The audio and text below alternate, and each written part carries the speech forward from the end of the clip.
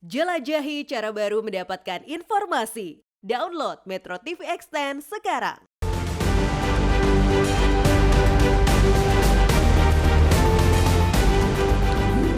Bawaslu meminta Dewan Kehormatan Penyelenggara Pemilu memberhentikan sementara Ketua dan seluruh anggota Komisi Pemilihan Umum. Gugatan ini muncul buntut tidak diberikannya akses bagi Bawaslu untuk mengawasi dokumen persyaratan bakal calon anggota legislatif Pemilu 2024. Desakan mundur kepada Komisioner KPU dari lembaga Bawaslu seperti memberikan sinyal ke publik bahwa penyelenggara pemilu sedang bertikai. Inilah editorial Media Indonesia edisi Kamis 7 September 2023 dengan tema Disharmoni Pengampu Pemilu. Bersama saya Iqbal Himawan. Anda dapat turut berpartisipasi dan berinteraksi melalui telepon interaktif di nomor 021-583-9900. Dan pagi ini sudah hadir bersama saya anggota Dewan Redaksi Media Group Jaka Budi Santosa. Mas Jaka, selamat pagi. Selamat pagi, Iqbal. Mas Jaka, ini cukup menarik ya, disharmoni pengampu pemilu. Nanti kita akan bahas lebih lanjut, namun sebelumnya kita akan simak sejumlah informasi yang menjadi topik hangat di headline harian Media Indonesia hari ini. Yang pertama adalah terkait dengan isu stabilitas dan ekonomi mendominasi. Ini terkait dengan KTT ASEAN yang sudah diselenggarakan, ada beberapa pertemuan yang sudah dilakukan ya. Stabilitas yang dimaksud ini apa yang penting, Mas Jaka? Yang pasti kan stabilitas dunia ya itu kan tidak sedang baik-baik saja. Kemudian juga stabilitas di kawasan Asia Pasifik itu kan juga lagi bermasalah ya. Terutama dengan ada klaim sepihak dari Tiongkok terhadap wilayah-wilayah yang sebagian juga masuk wilayah ASEAN. Dengan peta barunya itu. Dengan peta barunya itu. Jadi ini sebuah persoalan yang menurut saya juga sangat penting untuk segera diselesaikan oleh organisasi ASEAN. Kita bersyukur kemarin juga negara-negara mitra termasuk Tiongkok juga datang dan membicarakan soal itu. Jadi harus ada titik temu. Ketika situasi perekonomian masih belum bangkit lagi setelah pandemi, kalau ditambah lagi dengan permasalahan stabilitas, ya saya kira akan semakin memperburuk situasi. Situasi akan semakin sulit untuk kembali bangkit dan ini adalah tugas yang harus diselesaikan oleh ASEAN. Termasuk ekonomi, Mas. Ini juga menjadi pembahasan utama ya dalam pertemuan dengan beberapa negara. Nah, apa yang harus diperhatikan dari kerjasama ekonomi ini yang nanti akan ditandatangani supaya bermanfaat tidak hanya di kawasan tapi juga terpenting untuk Indonesia sendiri, Mas? Ya, yang penting sebenarnya yang kita inginkan dari ASEAN setiap kali ada perhelatan KTT ini kan tidak hanya sekedar kesepakatan di atas kertas ya, tetapi harus betul-betul bisa diimplementasikan karena faktanya dari pengalaman selama ini banyak yang disepakati di KTT tapi tidak bisa dilaksanakan. Salah satunya mungkin juga beberapa masalah internal seperti kasus Myanmar misalnya. Beberapa kali kan ASEAN itu mendesak agar Myanmar segera mengembalikan iklim demokrasi, tetapi sampai sekarang kan juga tidak akan ada hasilnya. Jadi saya pikir adalah soal kemauan, keberanian, butuh nyali, sehingga apapun yang diputuskan dalam KTT ASEAN itu tidak hanya kisah-kisah seremonial saja, tetapi harus betul-betul bisa diimplementasikan, direalisasikan demi kepentingan masyarakat ASEAN. Oke, bukan hanya konsensus, tapi akhirnya bisa bertaring konsensus tersebut tidak diabaikan lagi oleh pihak junta militer. Oleh karena itu harus punya nyali. Nah, yang juga punya nyali nih hacker nih, Mas. Kita berbicara soal kemarin YouTube-nya DPR, lah kok isinya judi online di laman live-nya itu yang diduga phishing ya, Mas. Diduga jadi sumber peretasan akun DPR, apa yang Media Indonesia lihat kemarin. Ya, ini membuktikan bahwa sistem pengamanan siber di kita itu masih lemah. Bahkan sekelas untuk akun DPR Bahkan untuk sekelas akun DPR, sebelumnya juga akun-akun lembaga pemerintah juga beberapa kali diretas kan. Dan hacker itu kan selalu punya cara untuk mengelabui sistem pengamanan yang dibuat oleh setiap institusi, setiap negara. Jadi saya pikir negara tidak boleh betul-betul harus lebih meningkatkan kemampuannya untuk menangkal para hacker, karena kalau kita biarkan ya tentu saja akan merugikan. Kan informasi bisa diambil oleh mereka kan. Sistem phishing itu kan dengan sistem pengelabuan. Kita mengirimkan sebuah situs atau apalah, terus kita klik, ya data kita diambil sama mereka. Mereka bisa mengendalikan. Jadi saya pikir kan kita sudah ada di Polri sudah ada patroli siber, sudah ada badan siber juga dan Sandi juga. Semestinya hal-hal seperti ini tidak boleh terulang lagi. Dan kok ya kebetulan Mas, ini seolah-olah tuh ada message yang ingin disampaikan yang di hacker tuh diisi judi online, Iya. yang sekarang sedang menjadi perbincangan. Betul, bahkan katanya sekarang sudah darurat judi online ya. Ada apa Kapolri baru menyatakan hal seperti itu. Jadi ini selain membahayakan tapi juga memalukan lah ya. Ketika sebuah institusi sepenting DPR, situsnya masih dibobol oleh para hacker, jadi tidak boleh terulang lagi lah situasi seperti ini. Baik, oke. Kemudian kalau ini bukan hacker, tapi cawe-cawe. Juga dipengaruhi ya. Ada cawe-cawe pencapresan oleh 3 presiden. Kita melihat nih Mas, bandul koalisi ini kan seru ya kemarin. Diduga nanti bisa jadi ada 3 atau ujung-ujungnya ada 4. Nah bagaimana Anda melihat dinamika soal pencapresan nih? Yang pasti kan sudah ada satu koalisi ya. Ada Partai Nasdem dan PKB dan hampir pasti PKS tetap akan bergabung dan kita harapkan tidak pergi dari koalisi perubahan. Kan masih ada dua koalisi lagi sekarang. Koalisinya Pak Prabowo dan koalisinya Pak Ganjar. Ya tentu saja kita berharap mereka segera membuat kepastian, segera menentukan bakal calon wakil presiden yang akan mendampingi Pak Prabowo dan Pak Ganjar. Dengan demikian masyarakat makin punya gambaran ya, makin punya data bagaimana kita bisa mencermati rekam jejak mereka, bagaimana kita bisa menguliti prestasi-prestasi mereka, kelemahan-kelemahan mereka, sehingga nanti ketika kita memilih kita punya basis pilihan yang lebih rasional, tidak hanya sekedar alasan-alasan yang irasional. Saya pikir ini penting untuk meningkatkan kualitas demokrasi kita dan yang paling penting untuk menghasilkan pemimpin yang betul-betul berkualitas. Koalisi kan masih bisa berubah ya sampai nanti pendaftaran di KPU, dan saya pikir sih tidak akan terlalu berubah signifikan ya. Yang menarik soal Demokrat, saya pikir masih Mas. tetap 3 koalisi. Demokrat saya pikir tidak akan sulit untuk membentuk poros baru seperti yang diwacanakan belakangan ini, tapi ya kita tunggu. Tapi ya mudah-mudahan yang pasti jangan sampai hanya 2 pasangan lah. Karena di situ disebutkan bahwa figur SBY tidak sekuat figur Megawati dan Joko Widodo. Ya, kalau kita jadi lihat untuk pencapresan AHY susah gitu ya. Kalau kita lihat kan posisi Pak SBY dan Demokrat itu kan tidak sekuat Gerindra dan PDIP dan partai-partai lain saya pikir akan lebih senang bergabung dengan Gerindra atau PDIP daripada membentuk poros baru.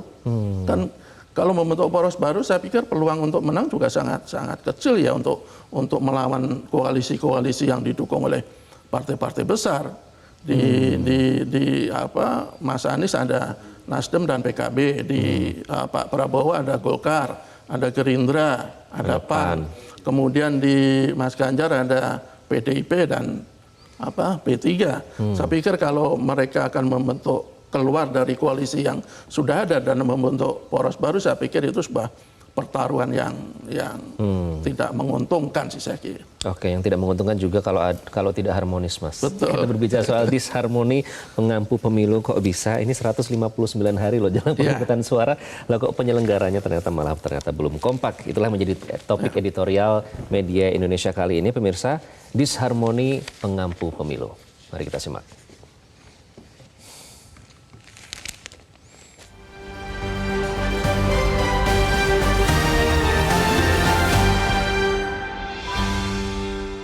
Disharmoni pengampu pemilu.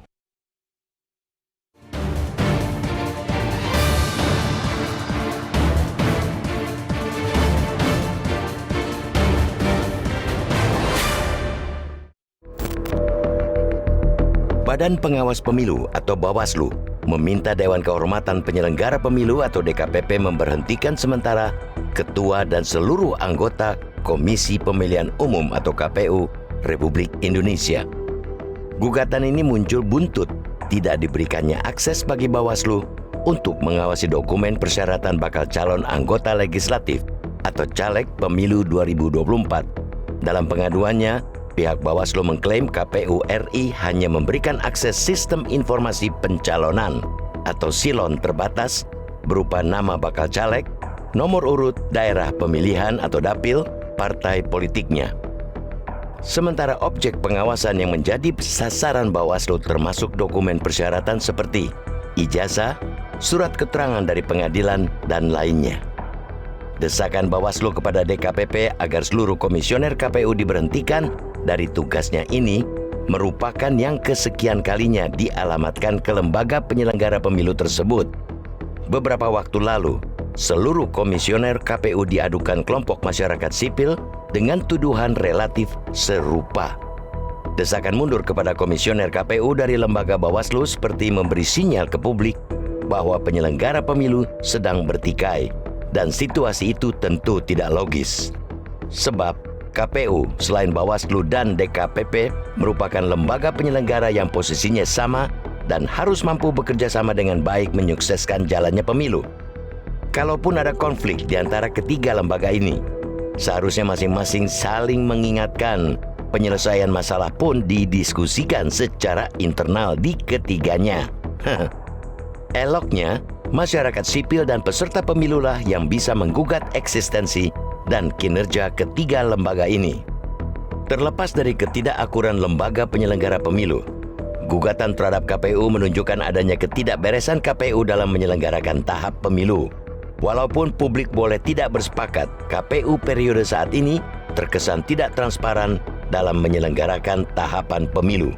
Padahal transparansi merupakan salah satu prinsip pokok dalam menyelenggarakan pemilu yang adil dan demokratis. Bisa dibayangkan bagaimana lembaga sekelas Bawaslu pun ternyata tidak bisa mengakses informasi yang dikeluarkan KPU. Apalagi masyarakat sipil dan peserta pemilu yang merupakan pihak luar dari penyelenggaraan pemilu. Apalagi beberapa putusan yang mengharuskan KPU menjalani aturan undang-undang terkait penyelenggaraan pemilu ternyata tidak dijalankan dengan baik, bahkan cenderung diabaikan. Selain masalah data dan informasi mengenai caleg, publik tentu masih ingat KPU mengabaikan putusan Mahkamah Konstitusi atau MK terkait cara penghitungan kuota minimal calon anggota legislatif atau caleg perempuan. Akibatnya, aturan KPU digugat sejumlah aktivis masyarakat sipil ke Mahkamah Agung atau MA dan kalah. KPU pun terpaksa merevisi aturan kuota minimal 30% caleg perempuan. Apabila kasus pengaduan terhadap komisioner ini terus terjadi, kredibilitas pemilu mendatang tentu bakal menjadi pertanyaan karena menunjukkan publik dan juga lembaga penyelenggara pemilu lain tidak percaya dengan proses yang dijalani KPU. Celakanya, ketidakpercayaan ini bisa berakibat konflik kekerasan karena peserta pemilu dan masyarakat tidak mempercayai hasil pemilu yang diselenggarakan KPU. Konflik KPU dan Bawaslu semestinya tidak perlu terjadi. Sangat mengherankan apabila di antara mereka, apalagi di level pusat, memiliki pandangan berbeda yang tidak bisa diselesaikan dengan jalan musyawarah, mufakat, sehingga harus dibawa ke DKPP. Namun demikian, apa boleh buat? Demi kepastian perilaku penyelenggara pemilu, kita menunggu putusan lembaga penegak etik tersebut.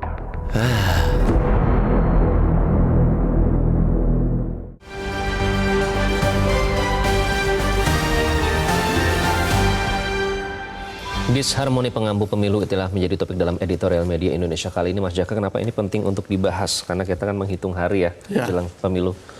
Ya, kalau penyelenggara pemilu aja tidak kompak, bagaimana kita bisa berharap pemilu akan berlangsung secara lancar kan? Jadi kunci untuk bisa menyelenggarakan pemilu yang bagus, yang berkualitas, yang jujur, yang adil, dan yang tidak kalah penting yang transparan, itu kan adalah kekompakan penyelenggara pemilu.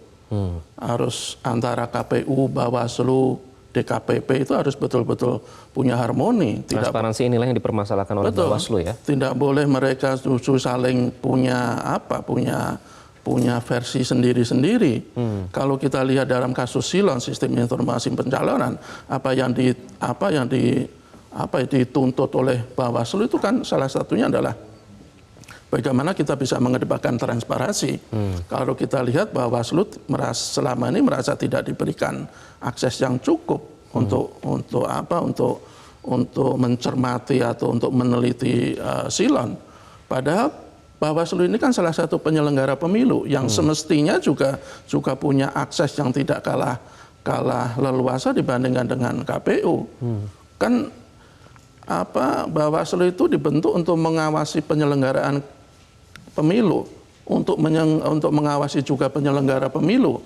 Ketika mereka tidak punya akses yang cukup, bagaimana mereka bisa secara optimal melakukan pengawasan?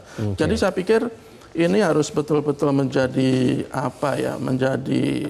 perhatian bagi KPU, bagi Bawaslu, bagi DKPP untuk segera menyelesaikan ketidakharmonisan ini. Segera, itu kata kuncinya karena udah tinggal 159 hari lagi. Betul. Kalau di dalamnya sudah tidak kompak, nanti bagaimana masyarakat mau mempercayai lembaga-lembaga ini. Baik, nanti kami akan bahas lebih lanjut. Pemirsa, Editorial Media Indonesia akan kembali usai jeda. Tetaplah bersama kami.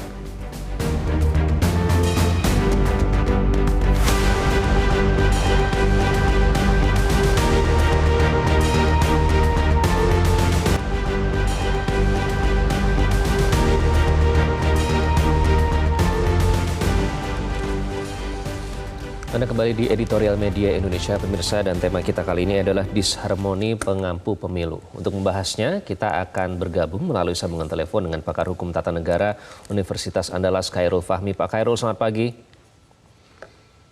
Pagi Mas Iqbal, pagi Mas Jaka.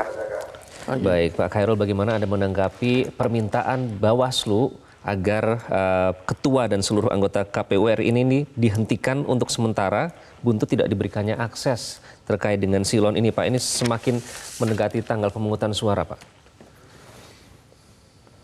Ya, poin yang hari ini diadukan oleh Bawaslu ke DKPP itu kan berkaitan dengan kepatuhan anggota KPU terhadap kode etik penyelenggara pemilu.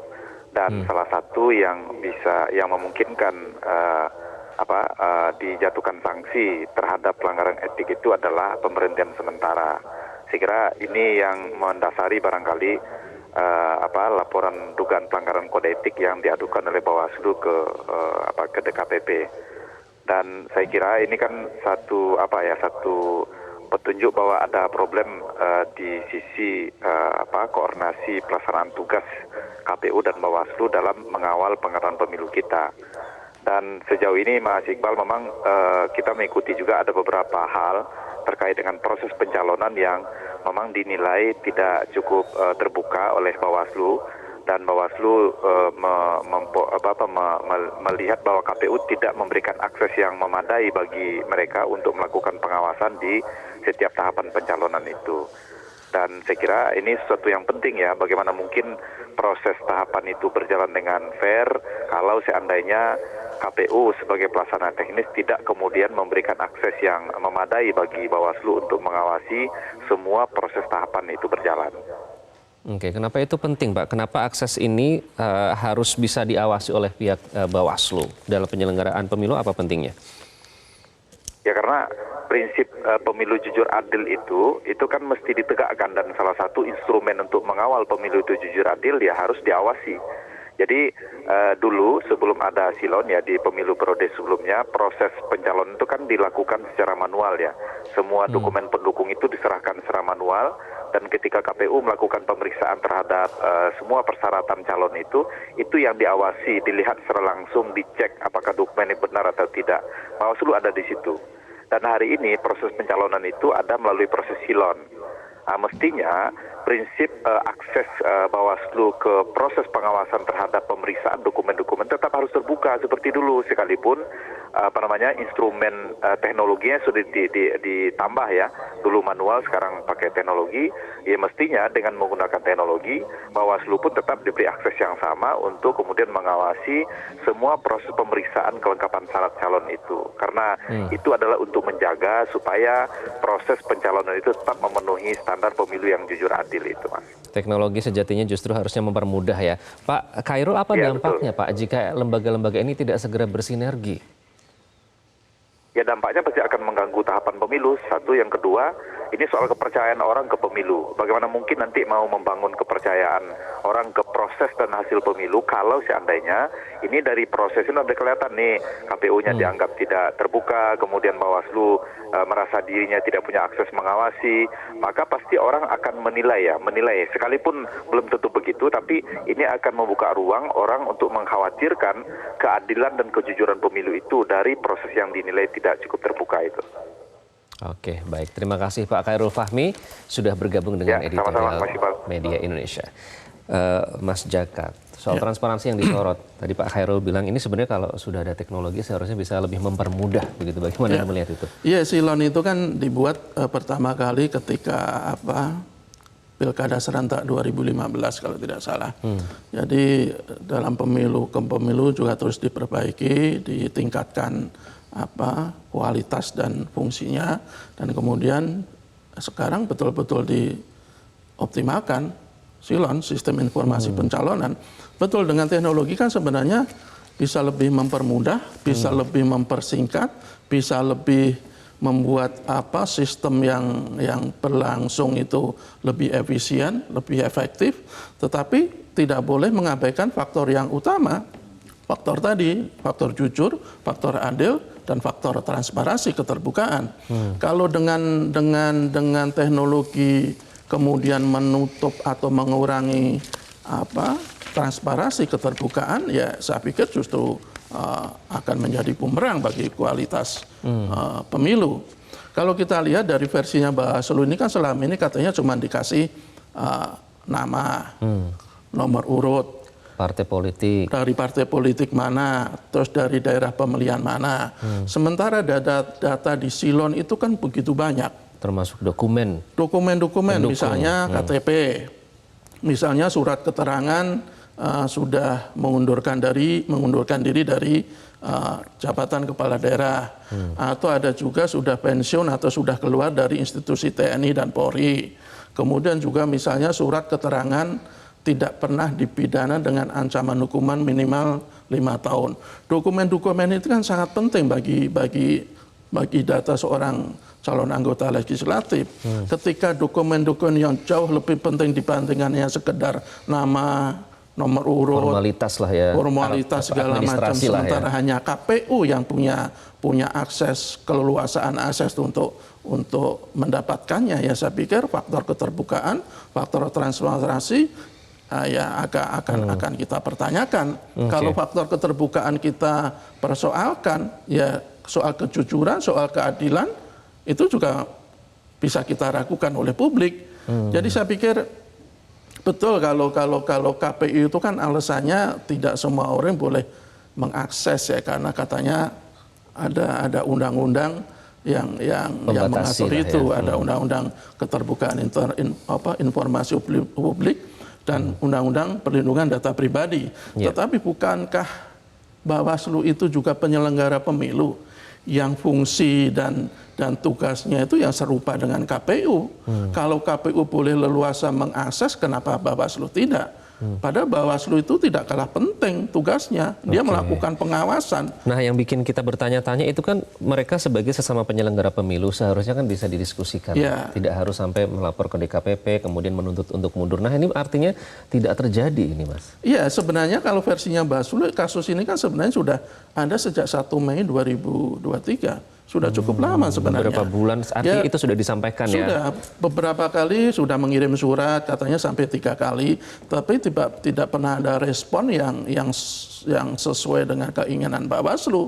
Jadi mereka akhirnya membawa ini ke DKPP, ada dugaan pelanggaran kode etik, dan ya nanti DKPP yang akan memutuskan apakah KPU yang harus menuruti tuntutan Bawaslu, atau sebaliknya bahwa KPU itu sudah betul, ya nanti kita serahkan ke DKPP. Apa yang harus jadi pertimbangan DKPP dalam memutuskan, Mas Jaka? Saya pikir kalau soal tuntutan agar diberhentikan sementara, saya pikir juga terlalu berlebihan ya. Karena kalau komisioner KPU itu diberhentikan sementara, itu pasti akan mengganggu tahapan-tahapan pemilu yang sudah sudah berlangsung, bahkan tidak akan lama lagi kan ada pendaftaran capres-cawapres Oktober nanti. Ya. Jadi kita sih berharap agar nanti ada keputusan yang win-win solution, artinya KPU juga akhirnya bersedia membuka akses kepada Bawaslu, sementara ya mereka tetap dipertahankan karena kita tidak boleh bertaruh secara secara sangat riskan lah kalau kita memberhentikan komisioner KPU ketika tahapan-tahapan udah mulai menuju puncak ini kan. Oke, ini kan posisi kemudian kan dipertanyakan ya sebenarnya kalau posisinya Bawaslu dan KPU tuh setara atau gimana sih Mas Jaka? Iya, sebenarnya kan sama-sama penyelenggara pemilu.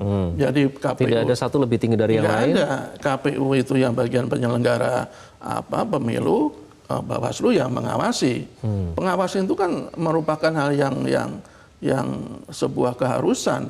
Tidak mungkin KPU kita biarkan melakukan tugasnya tanpa ada pengawasan, karena ini pemilu itu kan menentukan masa depan bangsa 5 tahun ke depan. Tidak boleh kita hanya serahkan kepada salah satu institusi tanpa ada pengawasan dari institusi lain. Itu yang dibuat oleh undang-undang, dan kita harus patuh dengan undang-undang itu. Kita tidak boleh memposisikan KPU itu lebih tinggi daripada Bawaslu atau sebaliknya. Semua harus dalam level yang sama dengan tugas yang meskipun tugasnya berbeda. Oke, ini nanti dampaknya apa sih Mas kalau misalnya tidak segera bersinergi? Kemudian nanti ini sudah semakin mendekati ya, dan sebetulnya sudah sejak Mei tapi akhirnya baru sekarang, artinya beberapa bulan kemudian baru dituntut. Apa nanti dampaknya terhadap citra lembaga ini di mata masyarakat? Yang pasti tadi yang disebutkan Khairul ya, yang pasti kan nanti tingkat kepercayaan masyarakat pada hasil pemilu maupun penyelenggaraan pemilu itu kan bisa berkurang karena faktor transparansi kan tidak maksimal.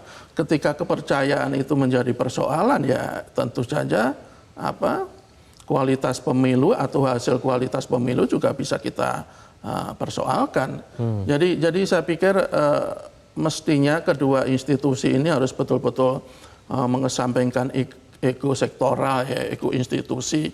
Mereka harus betul-betul duduk bersama, mencari solusi terbaik tanpa harus membuat kegaduhan. Fokus saja ke penyelenggaraan pemilu, fokus saja kepada pengawasan penyelenggaraan pemilu, sehingga apa yang kita harapkan, pemilu berkualitas, yang jujur, yang adil, yang transparan bisa kita dapatkan. Ini gaduh tidak Mas kalau melihat dampaknya nanti? Ya, kalau tidak ada solusi yang konkret ya, tidak akan segera diakhiri, pasti akan terjadi kegaduhan. Mungkin akhir-akhir ini atau sampai saat ini belum ada sesuatu yang mungkin publik juga tidak terlalu memperhatikan hal ini kan. Betul. Kalau ini adalah persoalan yang sangat penting dalam penyelenggaraan pemilu dan tidak boleh kita biarkan berlarut-larut. Oke, oleh karena itu diangkat dalam topik editorial media Indonesia hari ini. Nanti kan akan memilih anggota DPR, DPRD dan DPD. Itu termasuk salah satu kenapa ini harus dibuka ya Mas, soal dukungan yang dikumpulkan, administrasi dukungan begitu? Iya. Bawaslu bahkan katanya sudah menangani menangani 81 masalah di anggota DPD. Ya salah satunya karena masalah silon terkait selain tidak adanya akses yang leluasa, juga secara teknis ketika itu katanya agak susah dibuka dan beberapa kali error. Kalau DPD itu kan harus punya dukungan ya, dukungan syarat minimalnya ada, dan dukungan itu kan harus betul-betul ditunjukkan dalam dokumen. Ketika Bawaslu tidak bisa mengakses dokumen itu, ya agak susah untuk kita katakan bahwa apa yang ditetapkan oleh KPU itu betul-betul fair, betul-betul jujur, tidak ada persoalan. Dan itu memang kewenangan dari Bawaslu ya? Ya, Bawaslu punya kewenangan untuk melakukan pengawasan. Baik, nanti kita akan bahas lebih lanjut terkait dengan hal ini, namun kami harus jeda terlebih dahulu, nanti kami akan undang Anda pemirsa untuk berpartisipasi. Tetaplah bersama kami dalam Editorial Media Indonesia.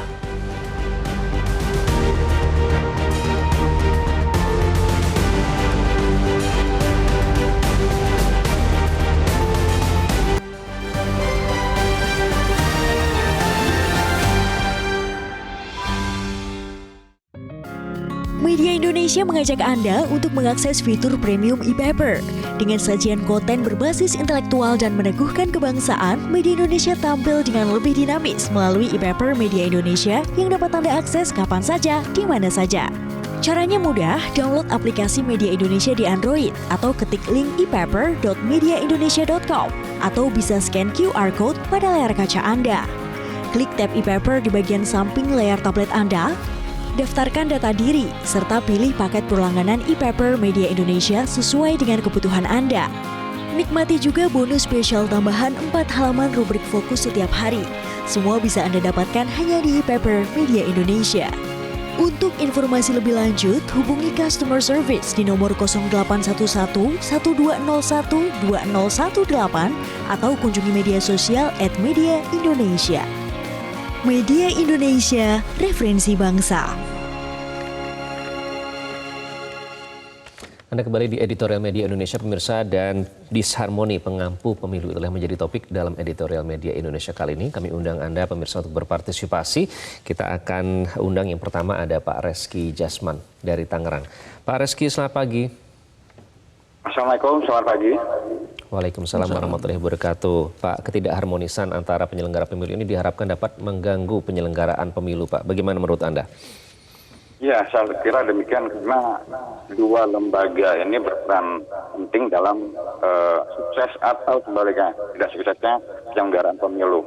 Ini sudah mendekati hari-hari dan berkatakan tinggal menghitung hari yang hanya tersisa 150 hari. Nah, pertanyaan adalah apakah ini semata-mata karena ada kesalahan di salah satu lembaga ini atau karena ego sektoral atau jangan-jangan hanya masalah komunikasi. Nah, ini perlu juga ada koreksi terutama dari pihak DKPP. Dan jangan lupa, ini juga akan berdampak pada penyelenggara dan pengawas pemilu di tingkat kabupaten, kota, provinsi, dan serta kabupaten kota yang jumlahnya puluhan dan ratusan. Nah, dapat dibayangkan kalau tadi masalahnya adalah diangkat adalah soal silon, itu berapa ribu calon legislatif yang akan bertarung di sana. Nah, ketika terjadi hambatan komunikasi seperti ini, bagaimana mungkin kita bisa menyaksikan, menikmati sebuah pesta demokrasi yang selalu tema atau semangatnya luber dan jurdil. Saya khawatir ketidakharmonisan atau disharmoni ini akan berubah menjadi distrust. Karena berawal dari proses yang seperti ini, nanti akan melahirkan output yang menimbulkan tanda tanya besar yang menjadi kecurigaan berbagai pihak dan bisa ditengarai dengan berbagai interpretasi. Jadi sekali lagi DKPP pun sebaiknya tidak semata-mata diam pasif hanya menerima laporan. Saya tidak mengatakan bahwa yang paling benar atau KPU yang benar, tapi perjalanan tempo hari catatan bagi kita bahwa KPU juga melakukan beberapa hal yang kontraproduktif, termasuk juga bagaimana ketika proses pengesahan partai politik peserta pemilu seperti Partai Umat dan kalau nggak salah Partai Idaman, yang itu juga menimbulkan proses di tengah masyarakat. Nah, sekarang kembali lagi mendekati agenda pemilu, kalau ini terjadi seperti ini, masyarakat akan kebingungan dan ujung-ujungnya kegaduhan. Sekali lagi kesimpulannya jangan sampai disharmoni berakibat. Baik, terima kasih Pak Reski Jasman dari Tangerang, sudah kami tangkap poinnya. Pak John Veto selanjutnya ada dari Batam, Kepulauan Riau. Pak John Veto, selamat pagi. Selamat pagi, Mas Kipal, Mas Jaga ya, salam sehat selalu. Salam sehat Pak John, gimana Pak, Anda sebagai salah satu nanti yang akan menggunakan suara Anda mendengar penyelenggara pemilu sampai sekarang belum kompak juga Pak? Ini sudah saya wanti-wanti ya, 2 bulan yang lalu ini akan terjadi begini. Memang begini, saya juga pelaku politik juga di daerah. Jadi ada pertemuan kita dengan dengan Bawaslu. Kebetulan ada ketua KPU di situ. Ya ini yang dikeluh kesahkan oleh ketua Bawaslu kabupaten gitu. Ya, artinya ketua Bawaslu ini curhat ke kami partai gitu.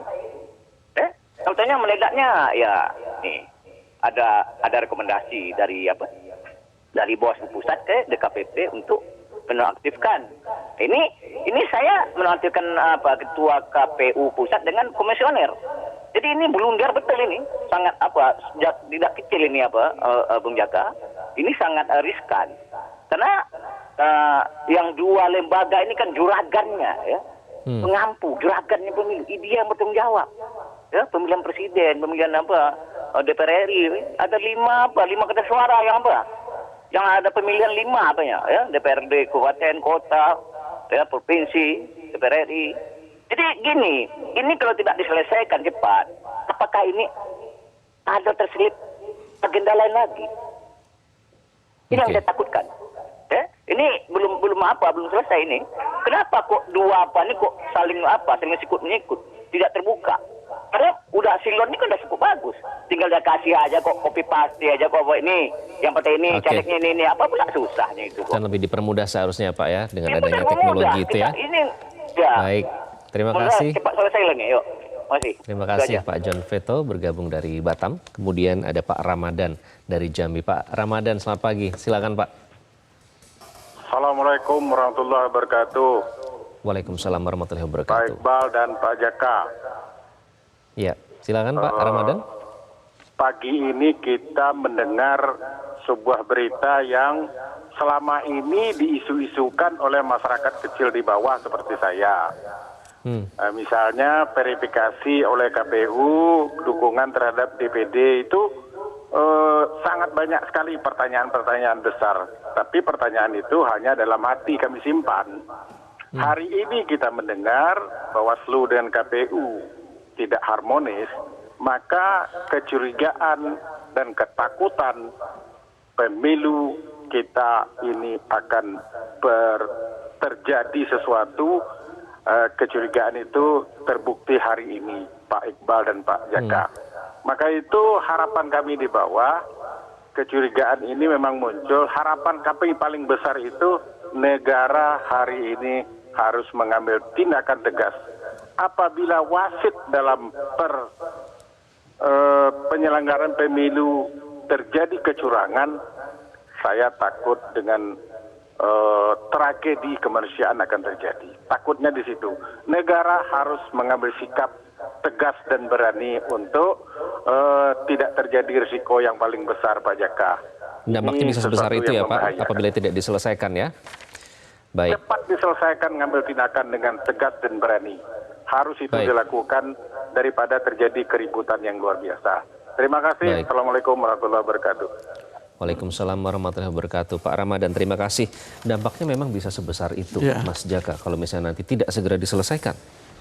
Iya, tadi beberapa penelpon kan paling tidak mewakili masyarakat ya, bahwa mereka kan intinya menginginkan pemilu itu betul-betul jurdil, luber, dan hasilnya bagus.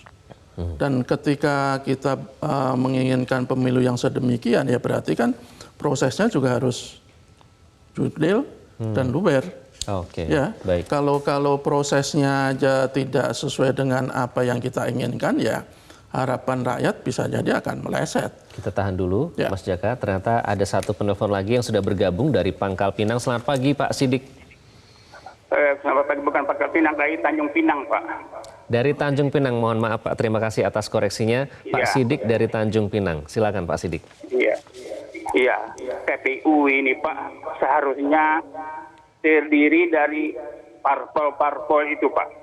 Semua parpol masuk jadi ketua KPU itu.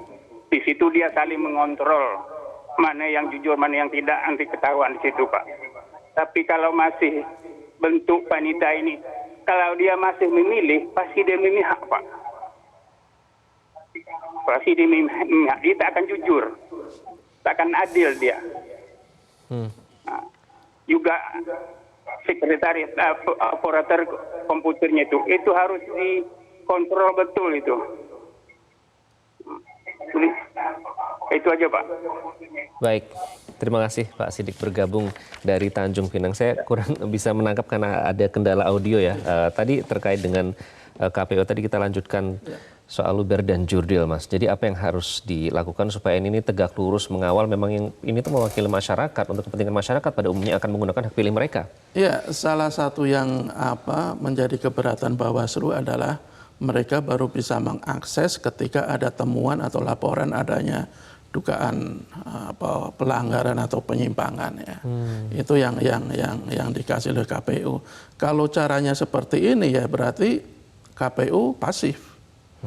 Harusnya Bawaslu itu sebagai lembaga pengawas itu harus aktif untuk mengawasi segala proses penyelenggaraan pemilu.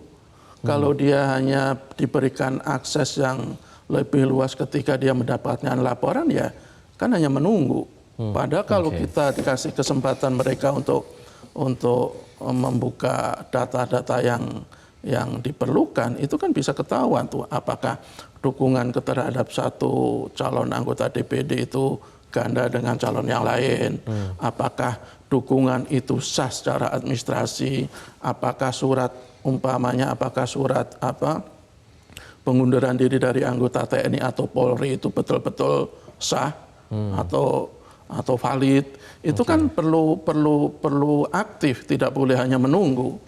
Dan mereka bisa aktif ketika punya keleluasaan untuk mengakses data yang sudah masuk di silon. Jadi saya pikir bisa jadi KPU betul ya dia jangan sampai melanggar Undang-Undang Keterbukaan Informasi Publik dan Undang-Undang Perlindungan Data Pribadi. Tetapi sekali lagi bahwa Bawaslu itu kan juga penyelenggara pemilu yang posisinya juga setara, serupa dengan KPU. Kalau KPU boleh mengakses seluas-luasnya ya tidak ada salahnya kita berikan hak yang sama kepada Bawaslu. Betul, apalagi itu memang kewenangannya Bawaslu. Mas Jaka tadi Pak John Veto juga bilang ini sudah saya prediksikan sejak 2 bulan sebelumnya. Pak John Veto ini kan mengawasi dari daerah begitu ya. Nah artinya sebenarnya kalau misalnya sejak awal kooperatif bukankah lebih baik seawal mungkin diketahui jika ada yang tidak sesuai dengan aturan begitu? Iya, Pak John Veto bisa jadi juga sangat memperhatikan ini ya. Dia juga pasti merasa bahwa ini bukan persoalan yang kecil, bukan persoalan yang sepele.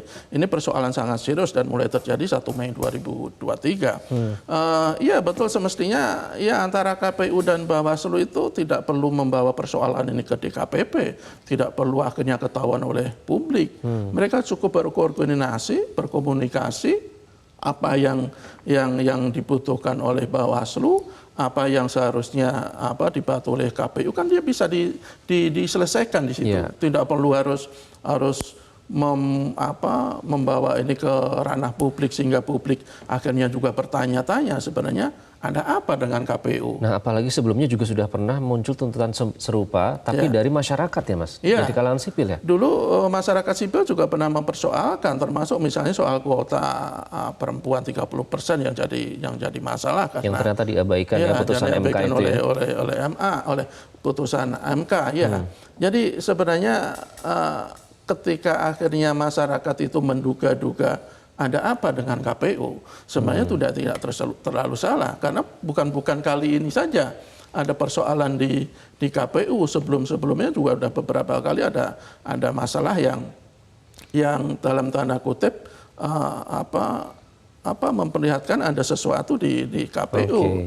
Jadi tadi saya kutip sedikit di naskah editorial, seandainya ada gugatan pun ini seharusnya dilayangkan oleh masyarakat sipil atau oleh peserta pemilu, bukan sesama lembaga penyelenggara pemilu, begitu Mas Jaga? Betul, semestinya juga begitu, tidak perlu lah umpamanya Bawaslu itu apalagi sampai menuntut diberhentikan sementara ya. Kalau dengan catatan kalau sebelumnya antara kedua lembaga itu sama-sama mau untuk duduk bareng, berdiskusi, berkomunikasi, kemudian menyelesaikan persoalan di antara mereka. Jadi tidak perlu persoalan itu dibawa ke DKPP, tetapi ketika tidak ada titik temu ya kita berharap DKPP segera membuat keputusan yang betul-betul adil. Adil tidak hanya kepada KPU, tidak hanya ke Bawaslu, tetapi adil bagi penyelenggaraan pemilu secara keseluruhan. Bahwa pemilu harus bisa dipastikan segera berjalan sesuai jadwal dengan catatan berlangsung luber, jujur, adil dan transparan. Jadi saya pikir DKPP punya tanggung jawab tugas yang cukup penting dalam hal ini. Oke, baik, nanti kita akan bahas lebih lanjut, terutama bagaimana agar lembaga-lembaga ini bisa tetap menjaga marwahnya, karena kepercayaan masyarakat itu adalah yang pertama dalam penyelenggaraan pemilu karena mereka yang menggunakan hak pilih. Kami akan kembali sesaat lagi, tetaplah bersama kami.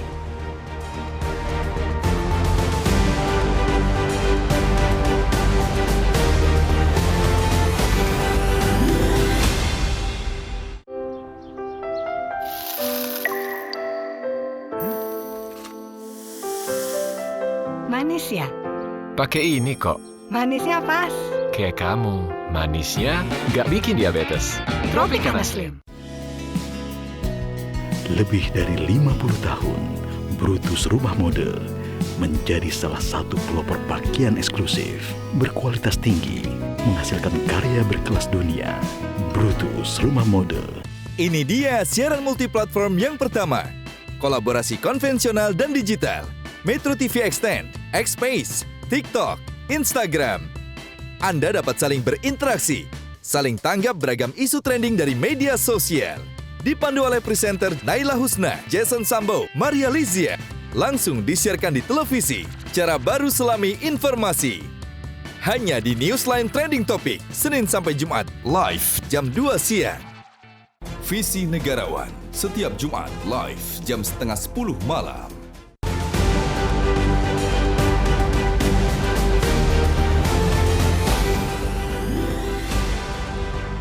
Anda kembali di Editorial Media Indonesia, pemirsa, di Sermoni Pengampu Pemilu. Mas Jaka, tadi ada satu poin yang menarik disampaikan oleh penelepon ini terkait dengan ego sektoral.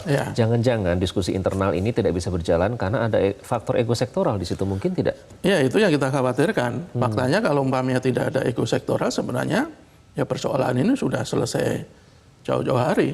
Persoalan ini tidak perlu dibawa ke DKPP, kemudian akhirnya terungkap di publik.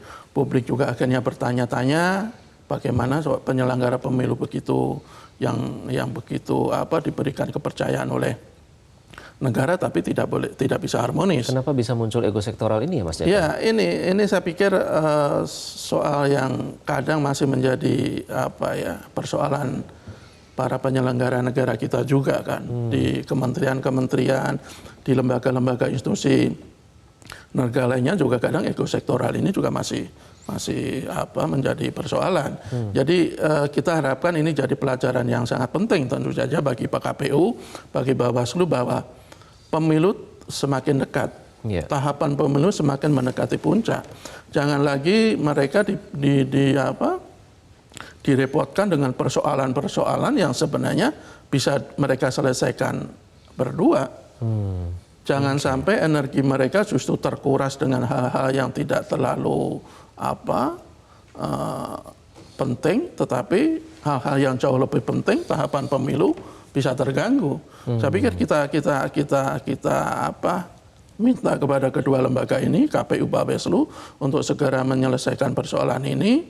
Kita juga minta DKPP segera membuat keputusan yang ujung-ujungnya bahwa KPU betul-betul mau diawasi, betul-betul memberikan akses kepada Bawaslu, dan Bawaslu juga bisa mempertanggungjawabkan akses keleluasaan mendapatkan akses data. Jangan sampai juga setelah diberikan keleluasaan untuk mengakses data justru digunakan untuk kepentingan-kepentingan yang tidak terkait dengan pemilu. Itu mungkin yang dikhawatirkan oleh KPU, karena sekali lagi tadi mereka beralasan ada undang-undang keterbukaan informasi publik yang tidak boleh sembarang orang mendapatkan informasi pribadi, apalagi juga ada undang-undang PDP, perlindungan data pribadi.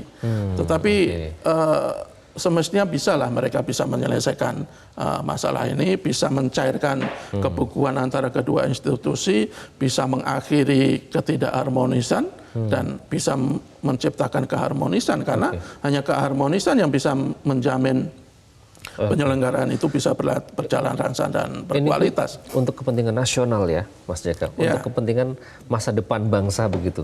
Jadi jangan sampai memikirkan kepentingan lembaga-lembaga itu, karena seharusnya adalah sejatinya mereka bekerja bersama untuk masa depan demokrasi ini. Iya, apalagi bentar lagi pendaftaran capres cawapres itu yang sangat-sangat ditunggu oleh publik kan. Bahkan katanya ada wacana untuk memajukan waktu pendaftaran. Jadi sebelumnya kan 19 Oktober sampai 25 November ya. Kemudian akan diajukan menjadi 10 Oktober sampai 16 Oktober. Kalau tadinya sebulan lebih, nanti cuma hanya sekitar seminggu. Distraksi ini malah dikhawatirkan tidak bisa fokus. Jadi makanya, jadi ketika KPU itu punya program-program yang malah mengubah jadwal, ada rencana mengubah jadwal, ya jangan lagi dipusingkan dengan persoalan-persoalan lain.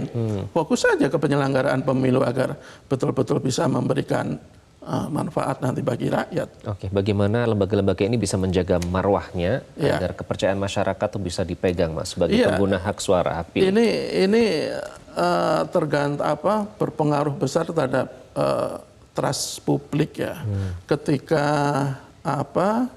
penyelenggara pemilu baik KPU baik Bawaslu atau DKPP tidak bisa memberikan kepercayaan karena mereka juga justru sibuk dengan dirinya sendiri, bertikai dengan antara penyelenggara pemilu, ya kita khawatir rakyat tidak terlalu percaya lagi dengan mereka. Dan ketika rakyat tidak terlalu percaya lagi dengan mereka, nanti penyelenggaraan pemilu pasti akan tidak sesuai yang diharapkan.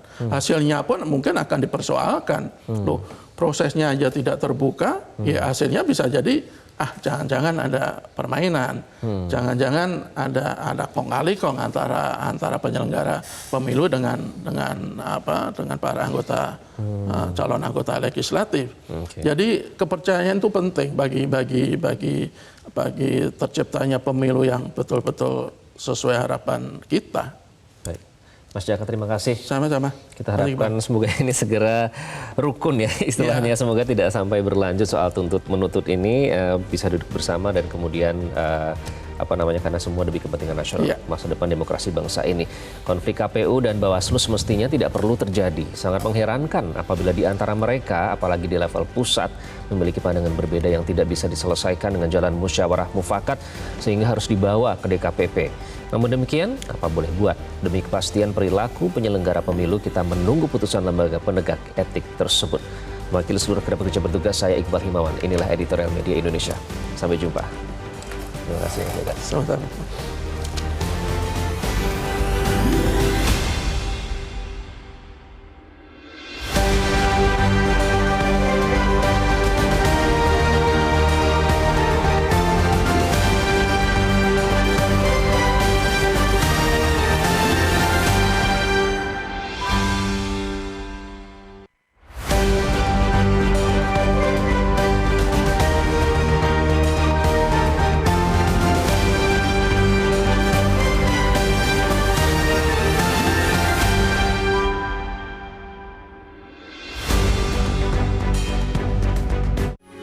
Metro TV.